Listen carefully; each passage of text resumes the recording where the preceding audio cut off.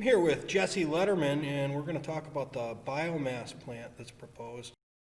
I don't know a lot about it, but I know that you're quite knowledgeable on the subject. Why don't you tell us a little bit about how it started, what the progression's been like, and how it's got to where it is now?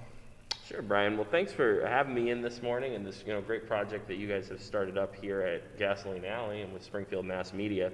And really, the project in East Springfield has a long history at this point in the city. A lot of folks who I talk to are very concerned with it and have been following it kind of on and off for about the last, I'd say maybe 10 years. This first came about as a proposal in Springfield around 2008 or 2009, and at that time, the proposal was to incinerate construction and demolition debris from essentially around the Northeast. That was a proposal that came about partially because at the time, the state of Massachusetts was considering different types of alternative energy production. And they had an idea that it might be an interesting idea to incinerate this type of debris to create electricity. Of course, as time went on, as more research was done, it became very clear that that was not really a source of energy that was A, going to produce enough electricity for the Commonwealth, and B, the side effects of burning that type of product, especially in the middle of a city like ours, was one that was going to be unacceptable, both from a public health and environmental perspective. And so the Commonwealth backed off of that approach. They stopped bringing subsidies in for that, and eventually Governor Patrick at the time actually put a statewide moratorium on the incineration of construction and demolition debris, which rendered the proposal in Springfield as a moot point. Now, alongside, though, the state did not get to that analysis on its own. It took the community stepping up in cities like Springfield and also in other communities where these sorts of proposals were coming forward to really push the state to do the necessary research and get the necessary information to realize that the path they were headed down was the wrong path. And at that time, many individuals thought that that would be the end of the project.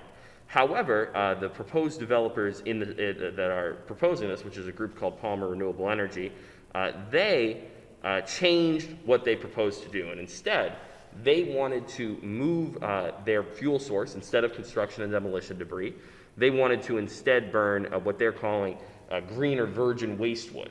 And this is essentially waste wood that is going to be trucked in to the city of Springfield from, again, all over the Northeast is our understanding of the project, and then burned in the middle of a residential neighborhood.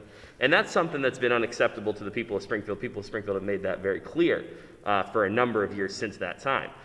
The proposal in its current form was also backed off of for a number of years because, again, the state in 2012, again, following further analysis, something called the Biomass study that came out, that study showed that, again, burning this type of wood would have essentially a worse impact on the environment than comparable plants that burn coal and gas. So we're talking about fuels that we have long sought to phase out in the United States. This would be, according to the 2012 Biomass study, worse. And that's just on the environmental side, not to mention the public health side, which is something we're very concerned with in the city of Springfield as well. Again, since 2012, the state has not offered subsidies for this level of incineration. And the reason why this is back in the news now is because the state is now proposing, after almost 10 years, to return to what is essentially a flawed analysis that would grant, according to the Partnership for Policy Integrity, between $10 and $12 million a year to incinerators like the one proposed in Springfield. So essentially, they want the ratepayers and taxpayers of the Commonwealth of Massachusetts and the city of Springfield to subsidize the construction of incinerators like this, not only in our very own community, but potentially across the Commonwealth. And that's something that many members of the community have stood up against. The entire city council passed a resolution in opposition to that particular change proposed by the governor's administration. And what we're urging people to do is step forward and tell the governor his administration needs to back off of these rule changes. because they are not based in science, and they really pose a very serious public health and environmental threat for us here in Springfield.